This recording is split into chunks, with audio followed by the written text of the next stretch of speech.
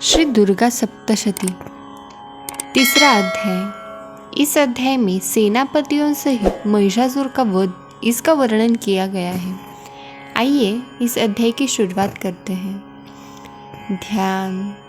जगदम्बा के श्री अंगों की कांति उदय काल के सहस्त्र सूर्यों के समान है।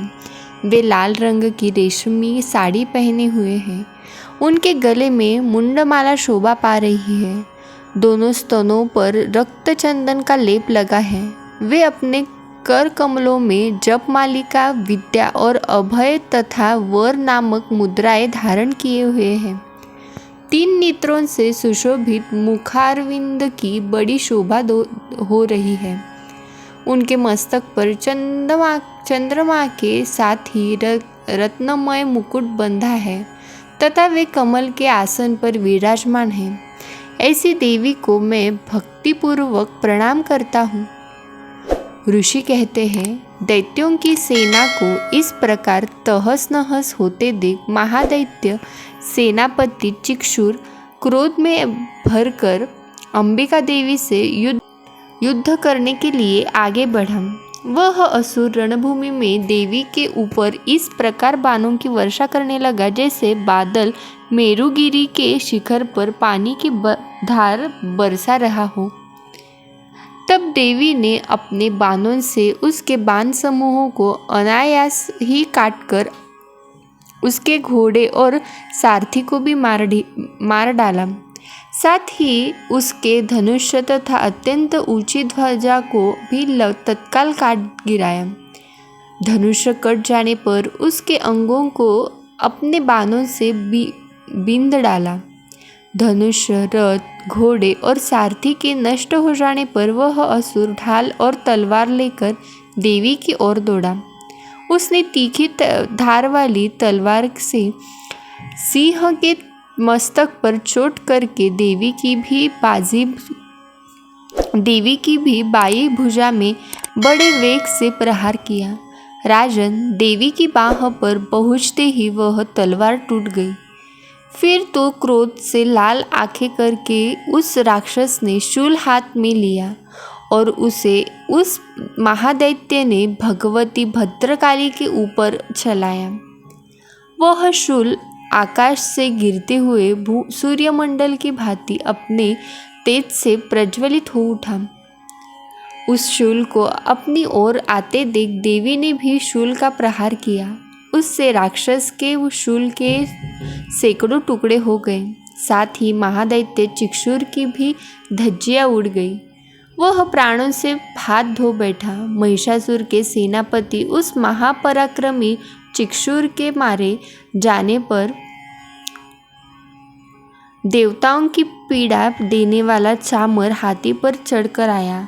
उसने भी देवी के ऊपर शक्ति का प्रहार किया, किंतु जगदम्बा ने उसे अपने हुंकार से ही आहत एवं निष्प्रभ करके तत्काल पृथ्वी पर गिरा दिया। शक्ति टूटकर गिरी हुई देख चामरों को बड़ा क्रोध हुआ। अब उसने शूल चलाया, किंतु देवी ने उसे अपने बाणों द्वारा काट डाला।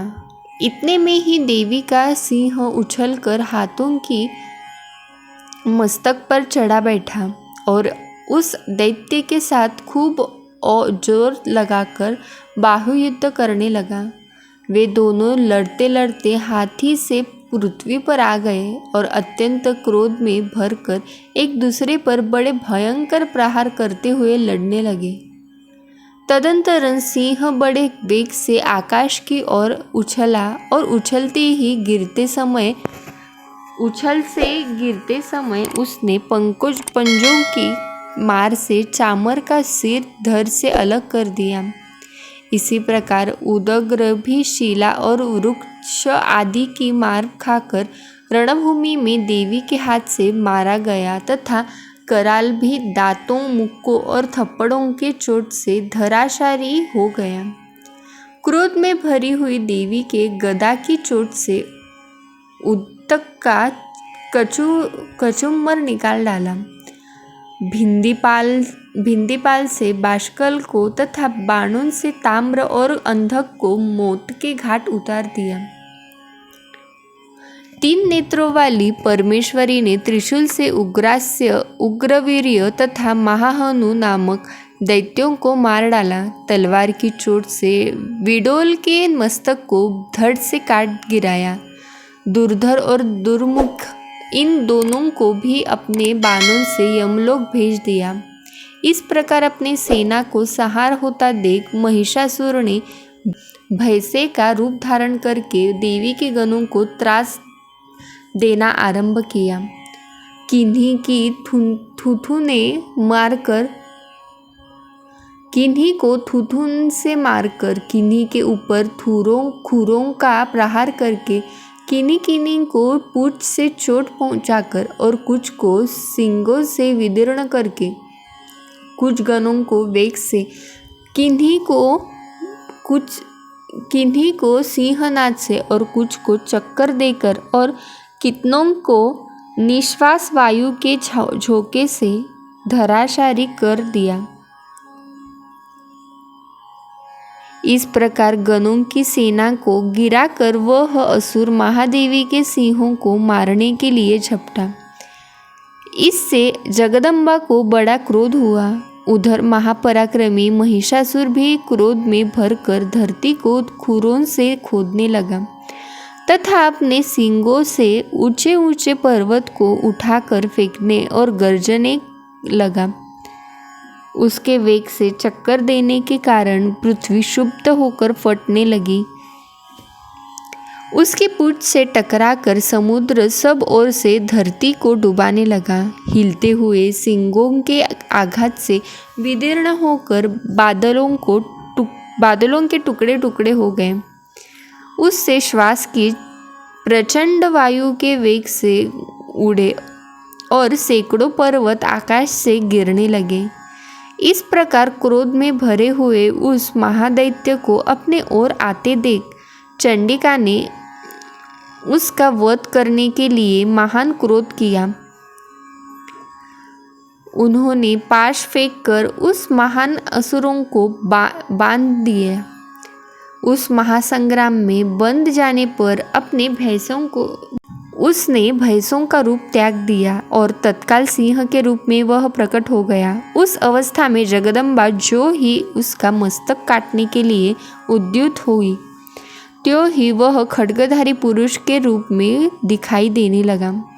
तब देवी ने तुरंत ही बाणों की वर्षा करके ढाल और तलवारों के साथ उस पुरुष को भी बींध डाला। इतने में ही वह महान गजराज के रूप में परिणत हो गया तथा अपनी सूंड से देवी के विशाल सिंह को खींचने और गर्जने लगा। खींचते समय देवी ने तलवार से उसकी सूंड काट ली। तब उस महादैत्य ने पुनः भैंस का शरीर धारण कर लिया और पहले की ही भांति चराचर प्राणियों सहित तीनों लोकों को व्याकुल करने लगा। तब क्रोध में भरी हुई जगत माता चंडिका बारंबार उत्तम मधु का पान करने और लाल आंखें करके हंसने लगी। उधर वह बल और पराक्रम के मद से उन्मत्त हुआ और राक्षस गर्जने लगा और सींगों से चंडिके के ऊपर पर्वतों को फेंकने लगा। उस समय देवी अपने बाणों के समूहों से उसके फेंके हुए पर्वतों को चूर्ण करती हुई बोली। बोलते समय उनका मुख मधु के मद से लाल हो रहा था और वाणी लड़खड़ा रही थी। देवी ने कहा, ओ मूढ़, मैं जब तक मधु पीती हूँ तब तक तू क्षण भर के लिए खूब गर्ज ले। मेरे हाथ से यही तेरी मृत्यु हो जाने पर अब शीघ्र ही देवता भी गर्जना करेंगे। ऋषि कहते हैं, यो कहकर देवी उछली और उस महादैत्य के ऊपर चढ़ गई। फिर अपने पैर से उसे दबाकर उन्होंने शूल से उसके कंठ में आघात किया। उनके पैरों से दबा होने पर भी महिषासुर अपने मुख से दूसरे रूप में बाहर होने लगा। अभी आधे शरीर से ही वह बाहर निकले पाया था कि देवी ने अपने प्रभाव से उसे रोक दिया। आधा निकाला होने पर भी वह महादैत्य देवी से युद्ध करने लगा। तब देवी ने बहुत बड़ी तलवार से उसका मस्तक काट गिराया। फिर तो हाहाकार करते हुए दैत्यों की सारी सेना भाग गई तथा संपूर्ण देवता अत्यंत प्रसन्न हो गए। देवताओं ने दिव्य महर्षियों के साथ दुर्गा देवी का स्तवन किया। गंधर्वराज गाने लगे तथा अप्सराएं नृत्य करने लगी। इस प्रकार श्री मार्कंडेय पुराण के सावर्णिक मन्वंतरी की कथा के अंतर्गत